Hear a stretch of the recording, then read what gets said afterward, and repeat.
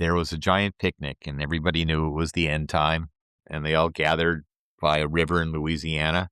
And when it was over with, part of the posse got on a riverboat and went down the river and never returned. And a bunch of people stood on the dock and waited for the music industry to come back, and the dock collapsed and they all drowned. And that's what happened. Welcome to The Creative Asylum, a weekly podcast that digs deep into the minds of visionary creators of all stripes. Musicians, actors, filmmakers, writers, artists, cartoonists, and cultural disruptors. Here, we'll discuss perspectives on living life on your own terms. Life lessons that keep us grounded and sane, and sometimes pull us back from the edge. So, take a deep breath, loosen your grip on the bland and the boring. This is your weekly prescription for authentic living, creative clarity, and hopefully, a little bit of cultural rebellion. Side effects may include spontaneous joy, existential epiphanies, and an uncontrollable urge to do weird and beautiful things. Hey everybody, this is Daniel House, and you're in the Creative Asylum. Today's episode is with a very old friend, a very dear friend, musician, producer, engineer, the one and only Steve Fisk. He's known as a musician primarily for the bands Pell Mell and for Pigeonhed, but he's probably better known as the guy behind the board, twiddling the knobs, recording bands. He's done work for so many bands, including Screaming Trees, Beat Happening, Soundgarden, Girl Trouble, Love Battery, Nirvana, Boss Hog, Wedding Present. I think he's done everything that Unwound ever recorded, if I'm not mistaken, one of my personal favorite Northwest bands. And he's, for the last 10 years, has been recording, I think, also everything for the band Carseat Headrest. He's always been one of my favorite people to have conversations with, online or offline. And this particular conversation is so different. So I hope you enjoy the whole conversation as much as I enjoyed having it. Here we go. Steve Fisk. Stephen Fisk, how are you, good sir? And what do you got in the mug? What's on the mug? Well, it's love on one side. Uh-huh. I have another one that says world's best grandma.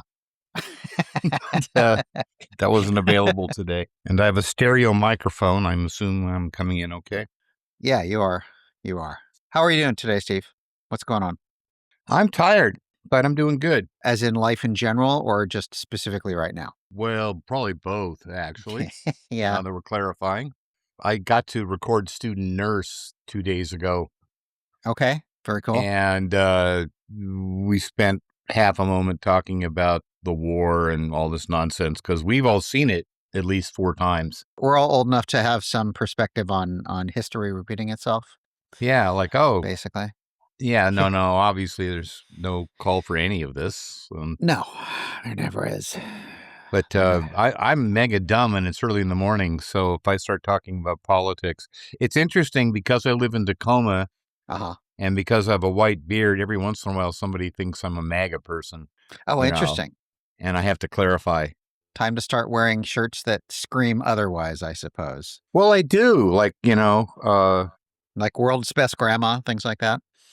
Yeah, my wife has all kinds of shirts tied to the art, events and shows and things she does. So I try to wear those. So those usually have flowers and New York addresses on them. And by the way, Anne says hi. Oh, very good. Tell her I say hello back. I have a piece of art on the wall, kind of right over there. I've got one there and one there, and you can't see them. Anyway, you and I have known each other for, I believe it's over 40 years. I was already a huge fan of Pell Mell, and I'm pretty sure, and I could be wrong, but I'm pretty sure you and I first met at Metropolis.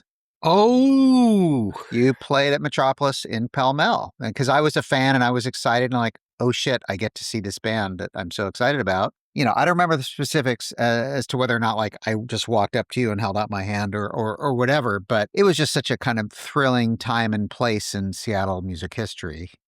So many bands, so many shows, so many people kind of meeting each other to some degree for the first time. I feel like that was kind of, in many ways, sort of the beginning of the Seattle music scene as we know it. Kind of first started to catalyze there? I was so nervous and so happy to be back. And there were so many of my friends there. I remember specifically trying to stand between Sam Albright and his lovely wife, Wren, that had come over from Ellensburg and were dancing. And Slam, the poster king. Slam Hate. Slam as he Hate, used to go by. yeah. Yes. Mm-hmm. Yeah, Mm-hmm. he was having a great time being a little too physical on the dance floor. Yeah. And so I sort of stood in between Slam and Sam and Wren, because Sam and Wren were there doing kind of not very punk rock kind of dancing. They were great dancers on their own. And I was going, oh no, Slam's going to hit these poor friends of mine. They're not going to be ready for it. So yeah, I had all kinds of stuff to do. And I have an adage that I learned in Seattle, is that the first person to walk up to you after you play is the last person you want to talk to. And then all the people that you want to talk to are 3 back, 10 back, 5 back, and they're all patiently waiting for the asshole to get out of the way so you can actually talk to who you want to talk to. And so I'd probably been through at least 2 assholes before I got to you. So does that mean you've found this adage to in fact be true? Yeah. Yeah. But it also comes from early Seattle days where people were lonely and they wanted to know what was going on after the show. Uh-huh. That was always the thing. If you could find your way into an after party, that was a big deal. Right. Going back to those early days, where was Pell Mell based at that point in time? Just to clarify to the younger people, I was a giant fan of Pell Mell that got to join the band kind of at their early new wave zeitgeist, you know. Uh-huh. They were based in Portland. We met in Olympia working on a record of theirs, and we agreed to join forces. They moved to San Francisco, actually to Berkeley, and I joined them, I think, 6 months later. In the Bay Area? Yeah. I don't think I was aware of that. You know, that's my hometown. That's right. I think I knew that, but I never think about that in your profile. Yeah, I moved. Well, I graduated Berkeley High, and I moved to Seattle in 1981. Just a month or two before, I think actually just like a month before my 20th birthday.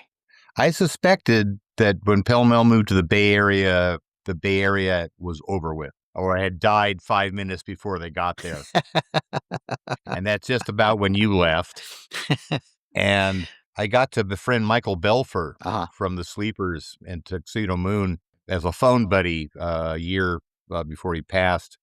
And he pretty much confirmed what I said. And then I read his book, and he talks about 81 is when the bikers and the meth came into the scene, and it just got crazy. But my old thing was that, San Francisco, again, for the young people, San Francisco distinguished itself as being a very unique, very diverse scene, unlike any other scene in America. And so the punk rock bands, the art bands, even the new wave bands were hella weird and not like other bands. Right. And boy, it was crazy. I get the idea from like 76 to 1981. Everything was always permissible. There are all kinds of things going on. Right. Well, I mean, didn't the Residents, not that I consider them punk necessarily, but they started in the 70s, right? I mean, 76 or 75, like I think. 75, okay. They were keenly aware of their position as kind of elders in this very diverse, crazy scene. Yeah. And they went out of their way to foster it. And some of the Tuxedo stuff was all recorded in the Ralph studio. They had a leg up. They offered to all kinds of people. So it's interesting to look back at all of that now. They went out of their way to help me and my friends in Olympia when we were starting our label. Oh, yeah. Because they were big supporters of Op Magazine. Right. And Op Magazine, they took ads and, all that. So when we needed help starting, we being me, John Foster, Dave Rao, George Romancic, Mark H. Smith, we were a collective. And yeah, I think it was Homer. No one couldn't remember the name. They all had the fake names. I don't think Homer Flynn or who's the other guy that's left? Homer's gone. No, Hardy's gone. Homer's there. Yeah. My friend Dave says none of the names on the Cryptic Corporation seem like real names. He actually went out in 79 and got the state records for the Cryptic Corporation, which is the parent group of Ralph Right, Records. right. And there are 4 names, and they all are fake. Oh, really? Yeah. Was one of them John Kennedy? Yes. I visited Ralph Records one time. If I remember correctly, the guy that I was hanging out with and talking to was John Kennedy. I didn't know if that was a real name or not, but I was pretty certain that he was a member of the Residents. He sort of hinted at it without actually ever saying as much. Whoever I was talking to, are you sure this isn't one of the Residents? Because you sure sound like one of the Residents. Yeah. And he said, well, we get that. But no, I'm not a resident. Well, I mean, if your entire thing is based on anonymity, what are you going to say? Yeah, it's me, right? I'm one of the guys behind the curtain. And when you listen to any of the names individually, they seem logical and they are Southerners. Right. But together, here's the roll call: John Kennedy, Homer Flynn, J. Clem, and Hardy Fox. You see, that sounds like the beginnings of Ocean's 11 or something like that. Those don't sound like real names when you put them all together. That sounds like a book. Or some kind of Southern Gothic play, perhaps. Yeah, a Flannery O'Connor novel. Yeah. I could see that. I could totally see that. How long were you with Pell Mell in the Bay Area? Because didn't they move back to the Pacific Northwest? Or am I in need of some history revision here? Pell Mell broke up the first time in '85 because being in the Bay Area was only going to do so many things, and Bob wanted to finish school.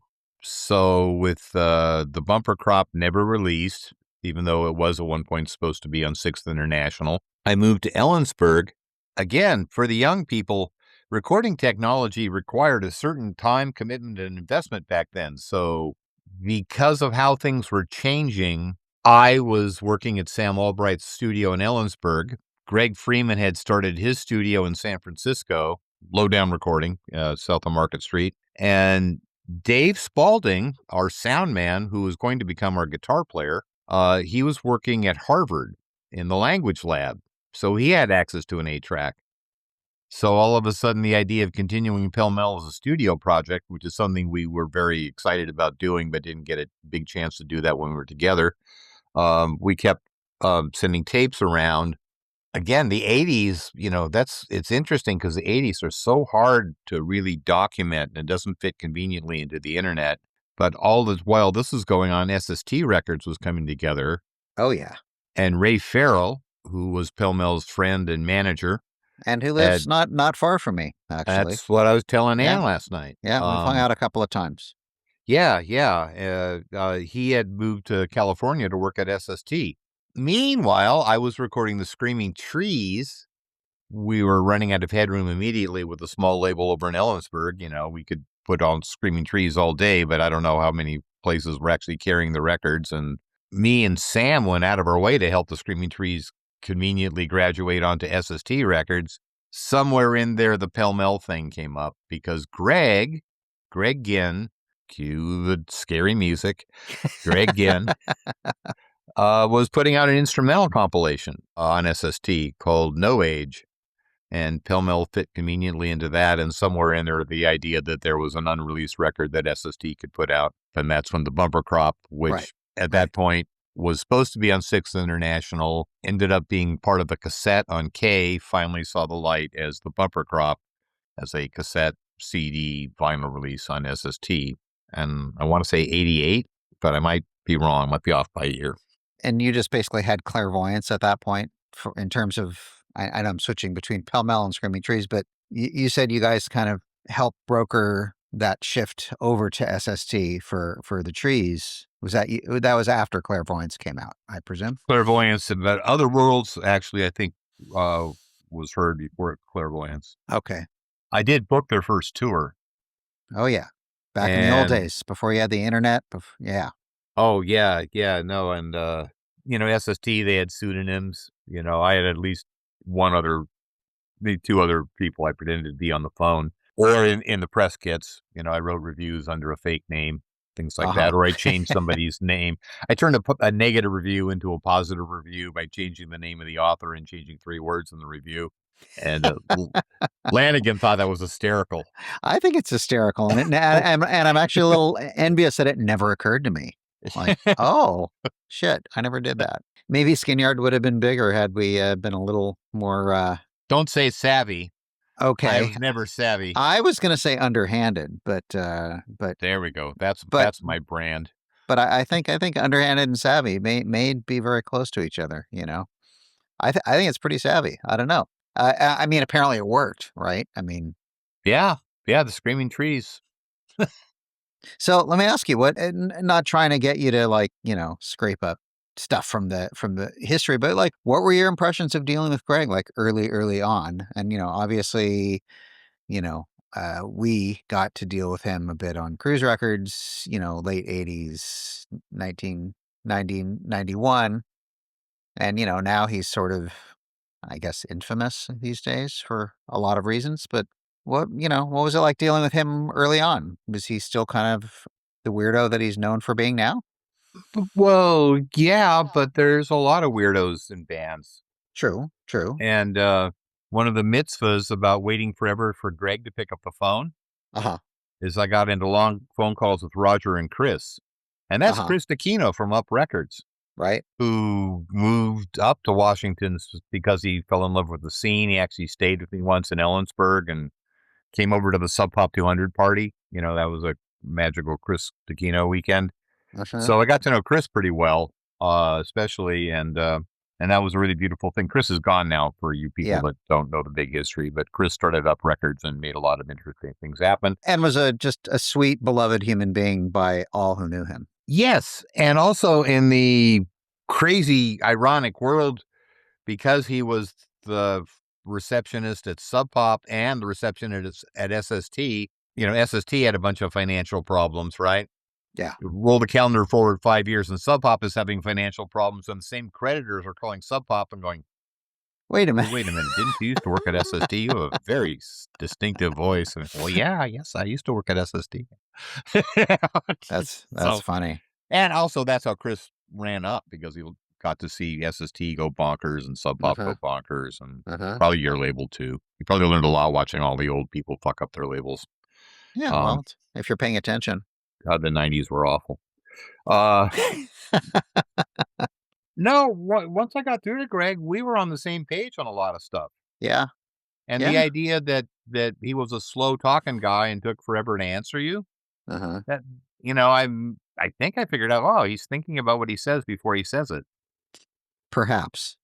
Well, that was what I told myself. Yeah. You know? So I have a story that relates to that's completely unrelated to anything, but it's a good story.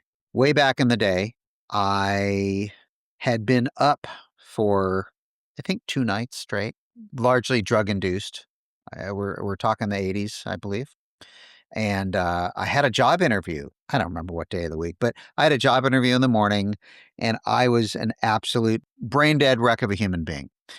Because I'd literally been up for like 48 or 72 hours, thanks to some of the amphetamines that were floating around the Seattle scene at the time. I had just basically gone through the printing and offset lithography pre-press program at Seattle Central Community College. This was a job basically working at this place called a Folio in Northgate, basically running their little A.B. Dick press and doing film stripping and, just basic hands-on press operations guy. I went in there, and the guy that owned the business would ask me a question, and I would sit there and just be racking my brain, just trying to just find some clarity of thought to answer the question. Then I'd finally answer the question. And then he'd ask me another question, and I would do the same thing. He gave me the job, which blew my mind. And later, he told me one of the reasons he gave me the job is he goes, I asked you questions and you really thought about each answer before giving it. I just thought you were really very mindful and thoughtful about each answer you gave. Certainly, I'm not going to tell him, it's because I'd been up for 2 whole nights, thanks to certain chemicals. I mean, I was fine at the job, but that's what the Greg Ginn story makes me think of, basically.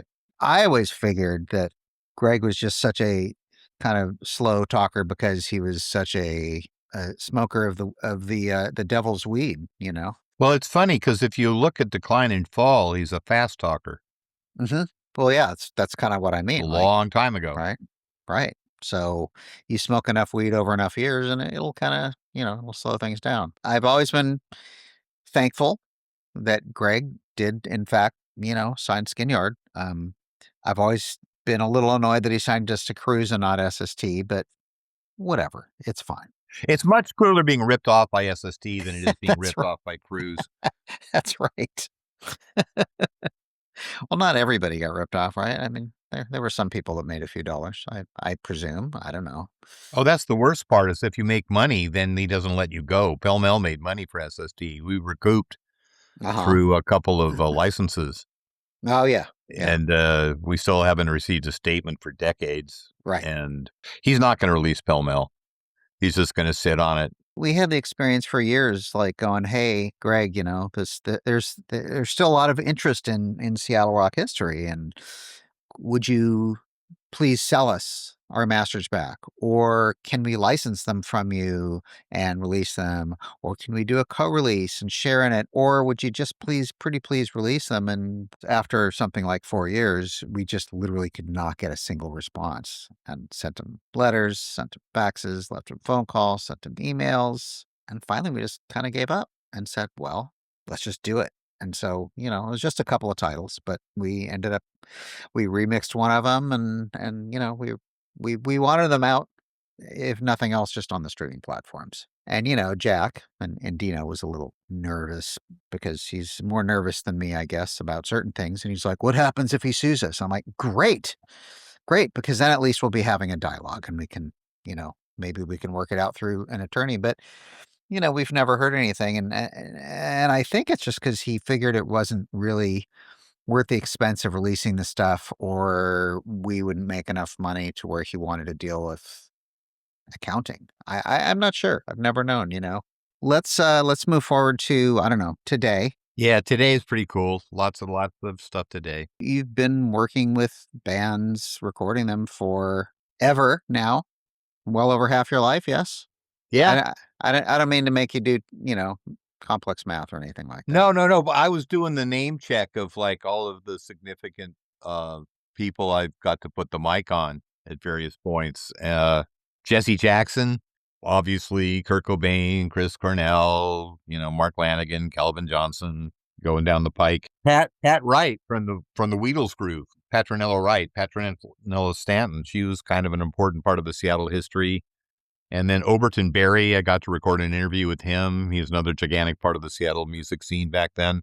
The Wheatles period. And there's probably some other people in there. But then I thought about, well, if all you do is wake up in the morning and go to a recording studio, the idea that every once in a while you get to record something historically worth noting is a thing. Jesse Jackson, I actually went back to D.C. for a big protest with High Performance, which was a rap band from Tacoma that were on Nasty Mix. Okay. In 1989, 1990, and there was the 100-year anniversary of the Black and White March, which was the oldest black march in America, and it's a silent march, and everyone wears black and white, and they basically play a drum ostinato, and they march from downtown to the Capitol, and then I was there with 12 other guys with long microphone stands, and Jesse Jackson is up there, and everybody was back there, maybe 100,000 people. And wow. Jesse Jackson was, free the homeless, I'm sorry, I can't do Jesse, but it was just amazing. He just, and also I knew from some people that were there that he was deliberately toning it down that day. Because it was maybe the wrong time in summer to be getting people really angry. And because there was a lot to be angry about. This is the do the right thing period and all of this. Right. So yeah. At the time, I didn't think about it, but just recently with his passing, I was going, oh my God, I put the mic on Jesse. It's pretty amazing. I mean, it really is. That's a forza mitzvah, man. It was great. And a lot of other people listening to this may, the younger folk may not fully appreciate who he is or what his part in our political history and our social history has been. When he passed, I was like, oh man, what a sad passing of an era. Yeah, it really is. What about so right these days you're working with Carseat Headrest a lot? Yes, Carseat Headrest, Boss Hog, Jesse Bernstein reissue, Pigeonhed reissue, Skullcat, really amazing lady band here in Tacoma. Ty Wagner, you can almost see the sign, comeback record for a garage rock hero from the mid-'60s who lives in Everett. And So this is a new recording, though? New music? yeah, I played with an all-Tacoma band. Well, the bass player is from Seattle, but he was Johnny Horn, so he's technically from everywhere. We recorded a single, did one of his old songs, and they recorded a new song as well. And That's cool. I did that at Uptone with Hunter Lee and Rick King, guitar maniacs. And Rick played on it. Rick brought out Hal Blaine's percussion, all the Wrecking Crew percussion. I think there was a Wrecking Crew drum set and a Hal Blaine drum set. And then, and we had a blast. And oddly enough, this is also when John Spencer and Ty Wagner are starting to talk to each other, because John Spencer recorded cover I'm a Known Count in several of his bands. And so if you go to the right page, you can see Ty Wagner jamming with John Spencer on KAXP, which is really sweet. And Ty's up there. He's older than me, and he still rocks. He can still hit all the marks and all of that. He's doing great. Yeah. So. That's cool. You mentioned Boss Hog. I mean, Geffen, or what remains of Geffen, they're reissuing the Boss Hog record that I co-produced with John and Christina. So you're not doing a new Boss Hog record? No, I'm culling through the outtakes. Okay. And putting together, B-sides and extra tracks in regular communication with John Spencer. That's pretty cool. And it's a blast. Yeah, we're having a good time. I mean, is he doing any new stuff these days, or live? He's playing all the time. Yeah, it's John Spencer but the Blues Explosion. I don't think the Blues Explosion is that active, but okay. But the name eludes me. But it's John Spencer and the something or other, and it's these two Canadian people that might be twins. Okay. And they're geniuses, and they play bass and drums, and they back him up, and of course, probably half his age, which is how it should be. Right. But no, there's great. Go to YouTube. John's still rocking. John's still representing. I'll totally check it out. You said the Pigeonhed reissues. Is it kind of the same thing as like reissuing the record, but calling through the archives and finding? No. There are no archives. Okay. There's a few unreleased tracks. At the risk of getting boring, I'm going to open a Kirkland seltzer and start nerding out here. Okay. How much did Kirkland pay you for that ad placement, by the way? Nothing. But man. I live in the shadow of the Costco here in South Tacoma, so there's benefits. Oddly enough, late in life, I end up working with scientists. That doesn't make a lot of sense, but through a few interesting connections, I ended up meeting Paul Hubert and J.J. Johnson, who invented an audio platform. Paul liked to say it was a glimpse into how people will be listening 50 years from now. Okay. And I hate to use the A word, but there's a thing that some people know about called Dolby Atmos. That was a complete boondoggle. It's kind of over with. Immersion was the platform that Paul and JJ came up with, and it actually used hard science, and it wasn't a bunch of young tech pros trying to take over the business. It's people that have already developed several patents and made their money and all of this. So this is something they really loved. And there was a magical room out in Redmond that they'd spent $1 million treating. And in there was a 7.4 system. There were no subwoofers because the actual speakers went down to 11 cycles, because everything in there was spec'd by hand by these audio geniuses. JJ was older than me. Paul was younger than me, but they were both like twice as smart as me, and I'm pretty smart. And the way immersion worked, at least in the prototype, was I took the stems from the prison record and the stems from the full sentence, which is Pigeonhead's second record, and put that into the immersion platform and remixed everything in immersion, which means on regular stereo speakers, it sounds wider than usual and taller than usual and deeper than usual. But if you put on the headphones, it's a full 360 version, which sounds like a gimmick, and it might be a gimmick with some music, but with adventurous music like the prison record and the full sentence, that gave it room to spread out and not be cramped into the tyranny of stereo, which I could talk about, but it'll be boring. But anyway, so I went out there for about 2 years, and from Tacoma, that's one hell of a commute. And there were business hours, so everybody went home by 7, so 2 hours in, 2 hours out. This is what my dad used to do down in L.A. Wow. So it was, the drive was hellish, but it was a chance to think. And the records are amazing. There are some Easter eggs on the Pigeonhed record, but it's largely very much like the original full sentence. Mm-hmm. No extra tracks. They haven't figured out the sequence yet. Lucy Suzuki and I are talking about that right now. Prison is exactly the same, except the band or backing tracks are either slightly different or completely different. Skerrick put together the True Loves to come in and create a big band vibe for us. Nick Shadell, a Seattle musician and composer, did the arrangements with me. And yeah, No No Man is a completely new backing track. It actually sounds like Ferlinghetti reading with a big band in 1958. Wow. Well, I was trying Nice. to kind of, all right, now that he's dead, let's give him the real beat poet treatment. Let's put him with a big band, Uh-huh. and that worked out great. So yeah, I'm very, very happy with these records. And actually right now, a very wonderful mastering engineer is trying to see if we can actually make this into vinyl, because it is ultimately a left and a right file. It's a wave.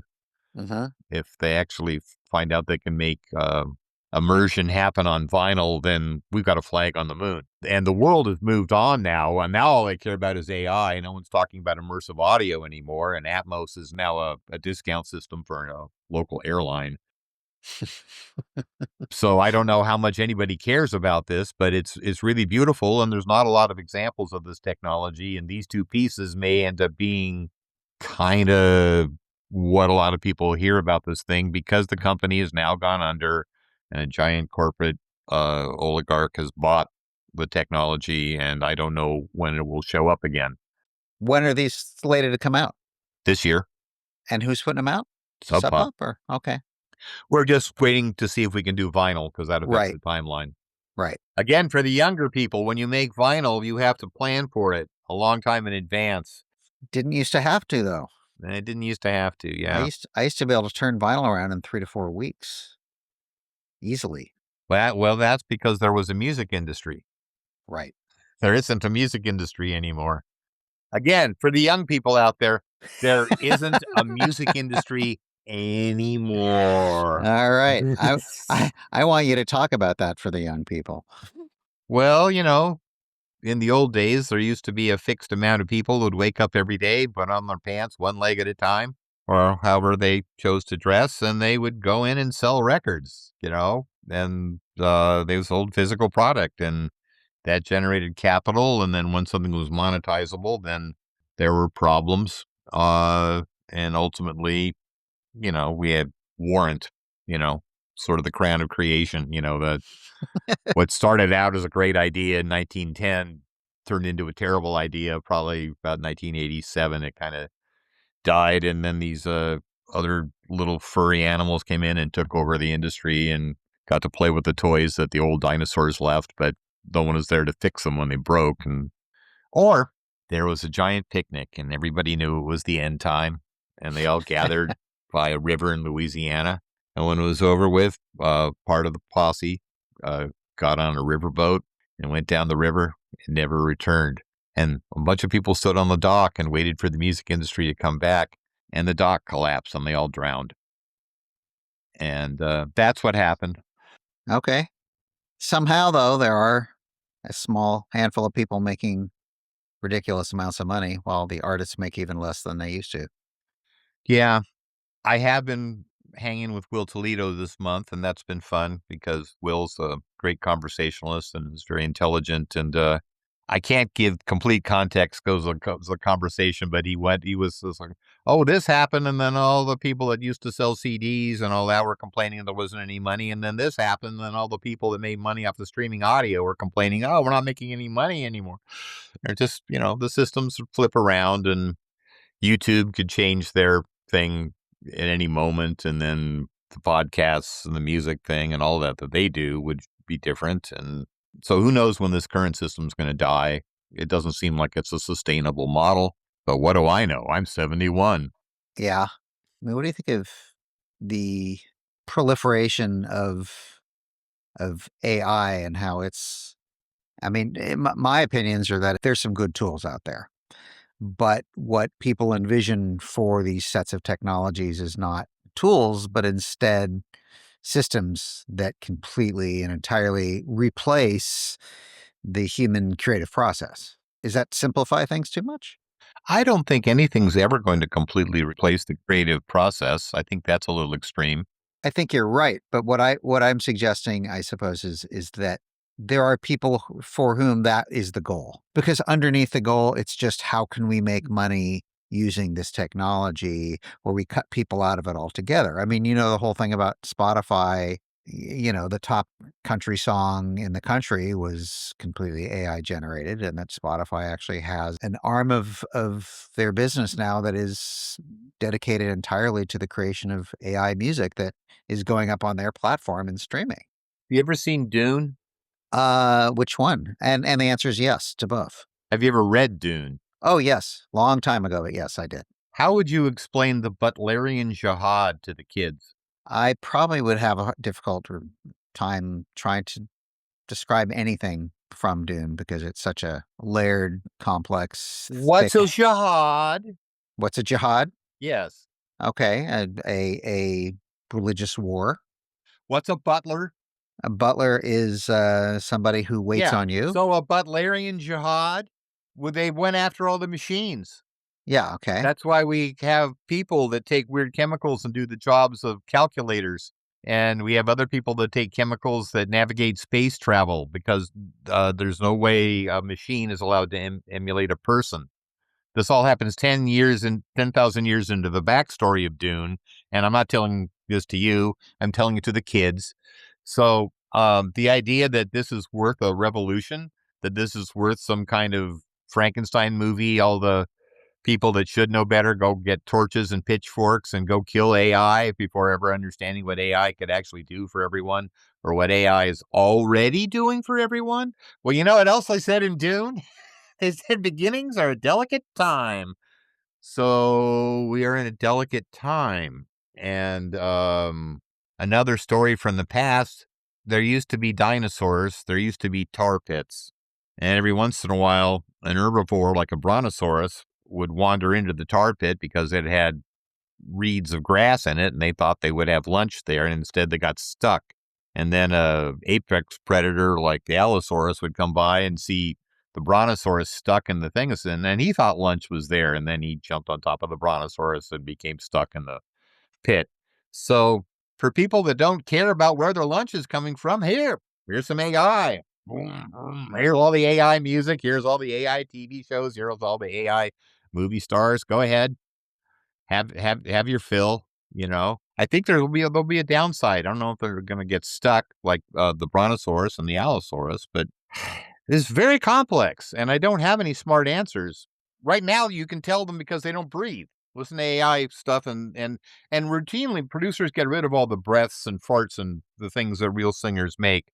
So I might see a future where Taylor Swift farts at the beginning of each song to prove that she's a human being. That would be an interesting future. Well, that's kind of a Vonnegut thing. I'm a Vonnegut head. Yeah, This sounds like a Vonnegut problem. Not a Frank Herbert problem. If you're enjoying this conversation, please make sure you hit that follow button so you never miss an episode. If you're watching on YouTube, please like this video, leave a comment, and if you haven't already, please subscribe. It's the quickest way to grow our channel, and it's absolutely free.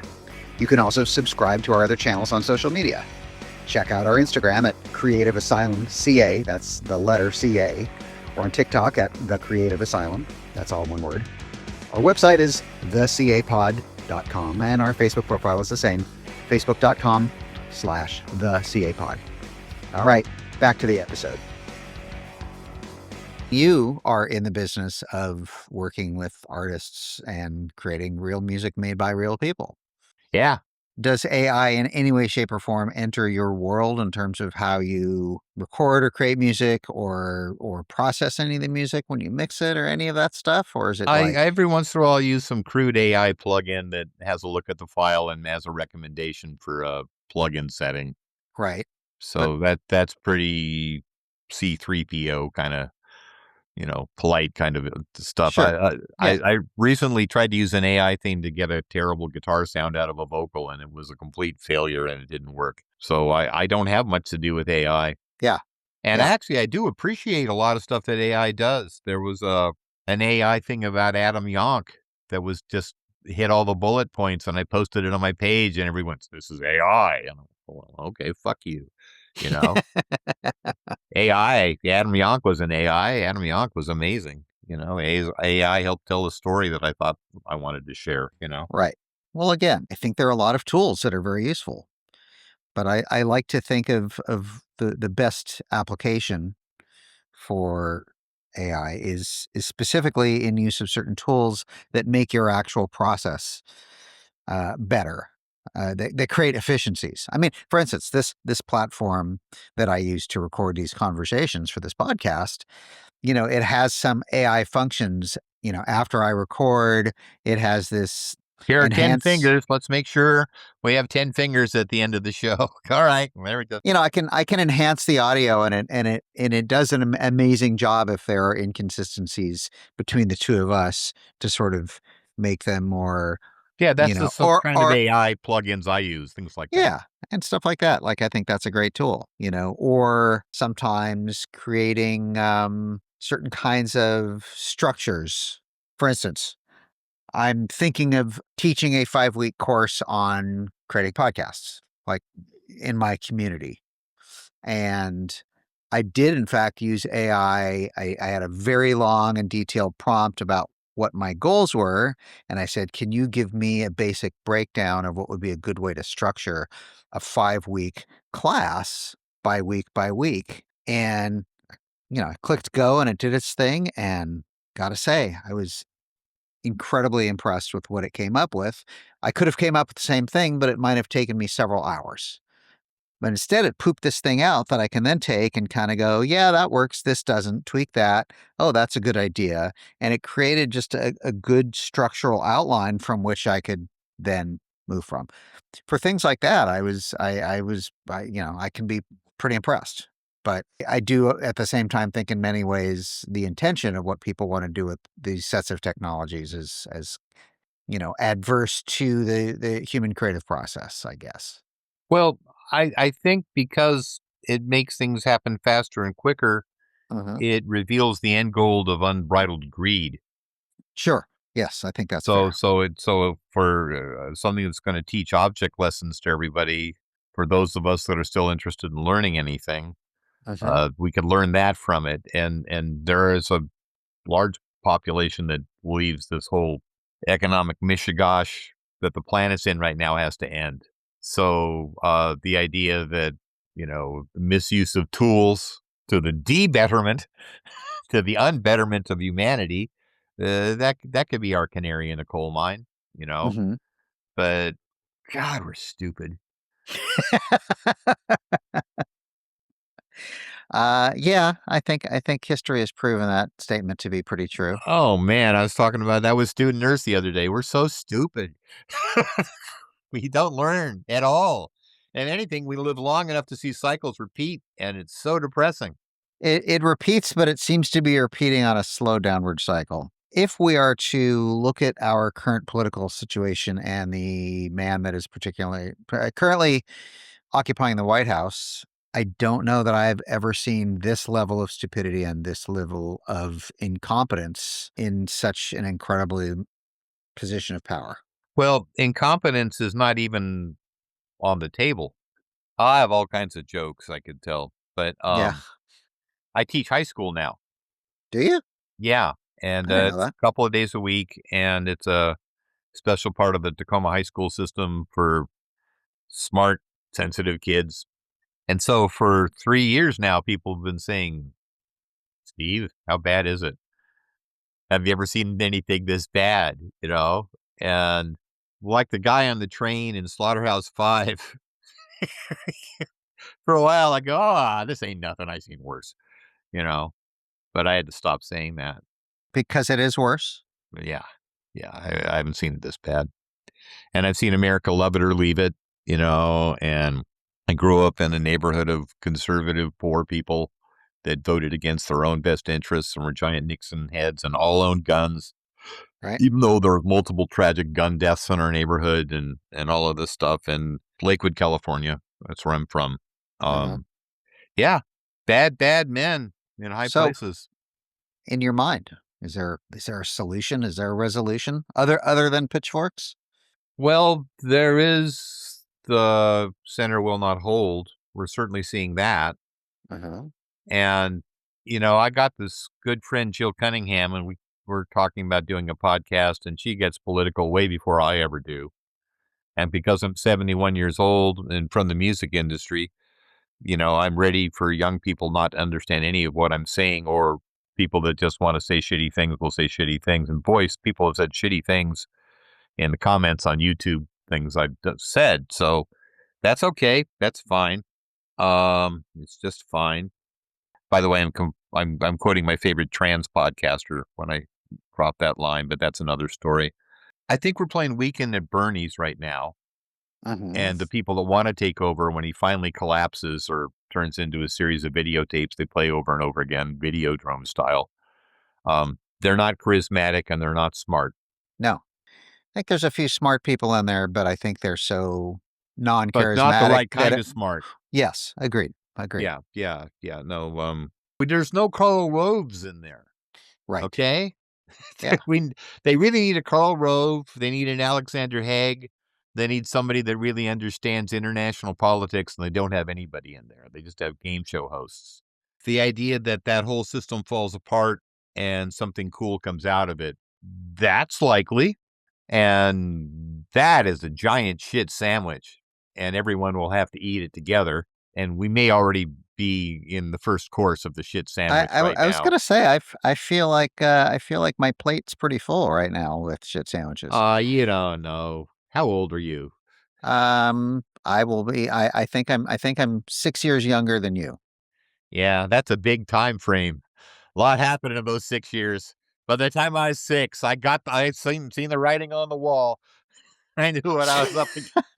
So it sounds to me like you're saying we're all fucked, or are you just saying we're old, so let those guys deal with it and figure it out?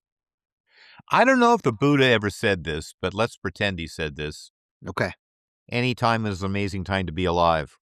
That's true. And to be alive to see things end, even if we're alive to see the world end, even if we're alive to see the planet end, or we're alive to see democracy end, there's a privilege to that. There's a mitzvah to be there to witness all of this. You can stand on the grave, make sure they are dead. There's a lot of wonderful things we can look forward to. I mean, I plan on being around another 20 years, and probably the next 10 I'll be enjoying them at least. So yeah, this is the dinosaur dying in the tar pit. I mean, this is the Roy Cohn agenda. He's from the 50s. Yeah. This is all from his playbook. Kids, go look him up. Roy Cohn, a gay man that persecuted gay people. A Jew that sent Jews to the execution chair. He's just terrible to articulate. Forgive me that, but a terrible man. And while you're at it, look up Joe McCarthy because it's from the same playbook. Yeah, because the Donald Trump thing, the Steve Miller thing, that all comes from those assholes. And those guys predate the 60s. So in some ways, we're still fighting that war. We're still trying to throw off the arc of oppression and not acknowledging people that are extra normal, that are outside degrees of normalcy. It's a terrible, terrible fight. They want an ugly, ugly world, and they're going to go down screaming for it. So why do you think that is? I mean, why do you think these people want such ugliness? Daddy issues. Clearly, it's daddy issues. You think it's as simple as that? Yeah, I really do think about this. I really do think about this in all seriousness. I'm like, there is such incredible opportunity to create so much for so many people that could just make the world better for everybody in it. And yet these people instead instinctually go towards, how can I be as cruel to as many people as possible? I struggle with trying to understand that as an inclination for people in power. You think it's as simple as daddy issues? Yeah. I think we're pretty simple to figure out as a species. And so, yeah, these are people that didn't get loved, right? And they've all found each other. And so now they're just angry and they want to take it out on the rest of the You world? think Stephen Miller doesn't have daddy issues? You think Pam Bondi doesn't have daddy issues? Yeah, okay. I think you're right. I mean, I've lived a long life. I have mommy issues. We know Donald Trump has daddy issues. That much we know. And his kids, because he's carrying on the grand tradition. Well, yeah, no. I mean, I don't have a lot of faith in psychology and psychiatry. I feel like we really don't have an angle on it. That the science is less than 200 years old, but it is the way we begin to describe some of this stuff. I think spectrum fits in there pretty clearly. Mm-hmm. You know, Donald Trump never read the room, and now that he can't read and he can't hear and he can't see, he doesn't read the room. In fact, I think they're putting up signs now in the White House telling him what room he's in. Yes. Yeah. No, that's been well documented. Yeah. So Which is what you do with people with what is it, prefrontal cortex? What do they call it? Dementia. yeah. Well, Ronald Reagan. Do you remember when Ronald Reagan got interrupted in the debate with Mondale because he went off the rails and wouldn't shut up? I don't, and I feel like I should. 6 years younger than me, and you don't remember that. And it's hard to find on YouTube. It's in the middle of a 2-hour-long debate. Yeah. But I made a piece out of it. So you can go Steve Fisk, Terrible Weapons. You can find it on YouTube. That's the piece I made out of it. I will look it up, and I will include the link in the show notes on YouTube as well. Yeah, that's it. It's included in the... Yeah, right. And while we're here, please hit like and subscribe. It's just a small act, but it does a lot to help the algorithm. That's true. Thank you. Yeah. Thank you. Yeah. I appreciate that. I know how to do this. I'm not old enough to remember this shit, So yeah, anyway, Reagan had been going around the country talking about the obligation we had to the people in the future. Okay. And how people would look back now. And so thank God for those people in the 1980s for preserving for us this precious, beautiful planet, this precious jewel called Earth, with the Pacific Islands rising in the east, the mountains, And anyway, he tried going into it again, and he was getting the coasts reversed, and he kept trying to back up and start it again and again. And Ed, what's his name, who was conducting all of this, 3 times shut him off. He says, "I'm sorry, Mr. President, we ran out of time. I'm sorry, Mr. President. I'm sorry." And it was like, I thought we'd won. This is why I bother saying this story, right? It was clear. All the stuff we found out after he was gone was true. It was on full display. Yeah. And it didn't change anything. Mondale got 1% of that election, because he was so unvotable. Because the Democrats suck. Or perhaps the Democrats are working for the Republicans. And it's all just a game. Maybe it's all just a game, Daniel. I don't know. I'm not quite that cynical to believe it's just a game. Well, your parents were hippies. They were. You know that. You actually know more about my history than a lot of people do, I think. Yeah. Well, it's a good thing to have hippie parents. My parents were so. terrified spectrum people that belonged to the Unitarian Church and lived in fear of Joe McCarthy and getting blacklisted. So the opposite of your parents. Pretty much. Yeah. Yeah. It took my father a few years, but he finally through the Freedom of Information Act was able to finally get a copy of his FBI files, and was amazed at how much was in there and how much surveillance had actually occurred with him and people in his circle and in that world of the diggers in the late 60s in the Bay Area. Mm-hmm. And I've actually wondered more than once if maybe I should see if there's an FBI file on me just because I am my father's son. And I was a big part of the moratorium and the protests against the Vietnam War in the late 60s and the early 70s. And I had a draft number, and I was photographed over and over again as part of these crowds. I doubt if anybody gives a shit about who I am.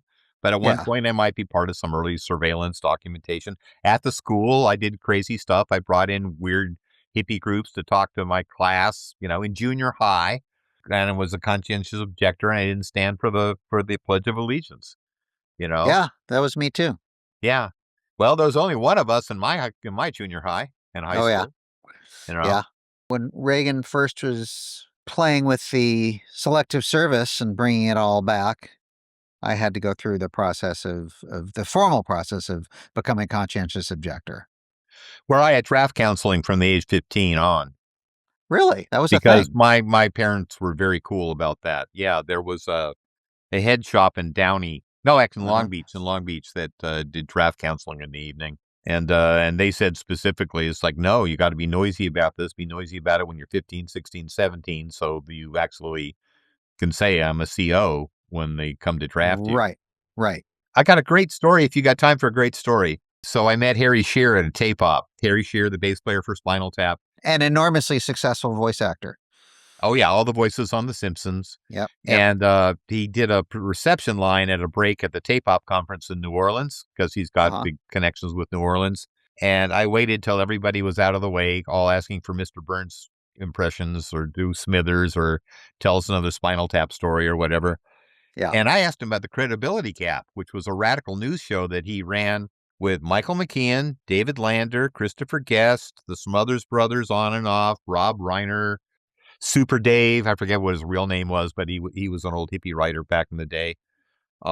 Anyway, me and my friends, we all had draft numbers, and we didn't believe the news. We waited for the Credibility Gap to come on to give us the straight story, and it was on 3 times a day. And Oh, it wow. was part of the news broadcast, and I got to tell Harry to his face that, like, how important it was. And you could tell it meant something, because when you Uh-huh. do Mr. Burns' voice for 30 years, I don't know what anything means. But no, all those guys, the Spinal Tap guys, they're all like lefty heroes from back in the day. I mean, they ended up, making an awful lot of money doing, what they're Yes. good at. He's a pretty radical dude. The show is still in circulation, a precursor to podcasts. Yes, indeed. Do you think, or maybe did the Credibility Gap folks and the Firesign Theater folks, was there ever any melding or cross-pollination between those people? They knew each other. Yeah, You got time 'cause for one more story? I do. I got to record Dave Osman in my house for a very wonderful theatrical presentation that he was the perfect guy to do it, and his, lovely partner, Judith, came over and pretty much took over from all the middle-aged and young people and ran the whole session and all this, but there was some downtime, and so, for me, I got to hang with David Osman for a minute or 2, which That's was pretty just, great. whoa, my god. What's an amazing. And again, for the kids, if you don't know who the Firesign Theater is, spend a little time. I'm gonna suggest smoke a little weed and just take a deep dive.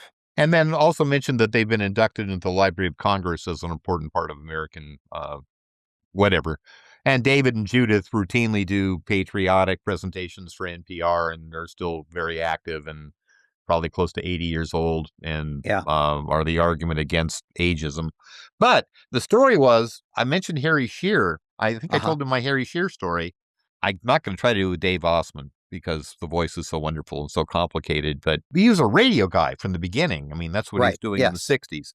And he asked Harry Shearer who his agent was because he thought maybe he could get more work if he had an agent. And Harry Shearer, and this is David Osman doing a Harry Shearer, which I cannot begin to do, but it was pretty. Oh, he's doing Harry Shearer now. This is pretty cool. And Harry said, "No, you don't want to do that, Dave, because that means every gig that comes up, I'll be up for it, and you'll be up for it, and I will always get the gig." And that's when Dave Osman says, "Oh, you're right," and that's when he thought about moving to the Northwest. And that's why he lives out here in one of the islands. There's the story. There's that story. All right. So are you ready to wrap this up, sir? Yeah, I want to be hopeful. I'm serious. When things fall apart, tremendous time for change. I agree. You know, I mean, things do seem really unstable and they do seem scary. And there's a lot to be righteously angry about. And there's a lot to be, I think, righteously indignant about.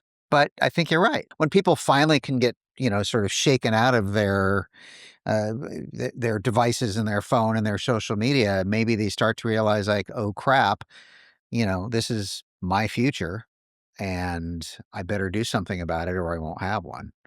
people have the power. That's what Patti Smith said. You People know, do have the power.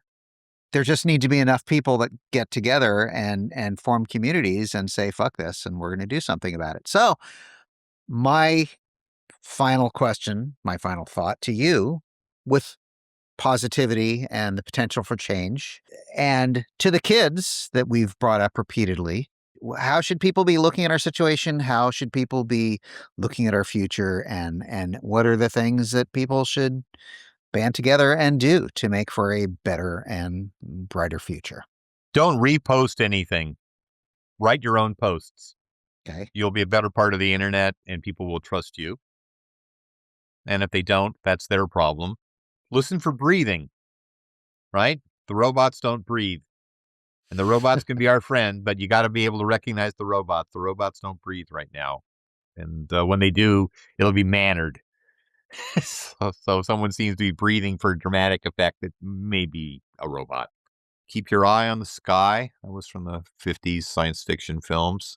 As much of a bummer as it is, the planet will survive us.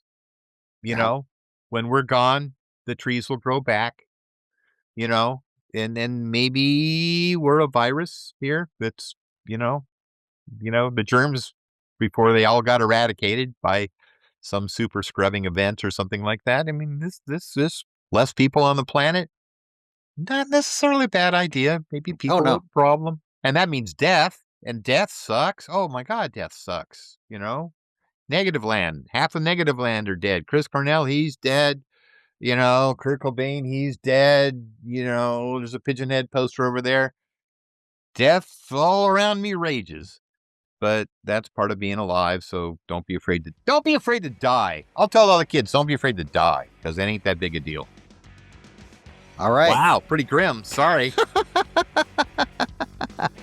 I think that's a great way to end it. And also in Buddhism. I was just going to bring up Buddhism specifically. Yeah, go ahead. Yeah, that's samsara. He hasn't forgotten you. When there's shit in your life, it means the Buddha has not forgotten you. It's supposed to be an affirmation of God's presence in your day-to-day activities. That might be fun. Thanks so much for listening to this episode of The Creative Asylum. A quick favor before you go.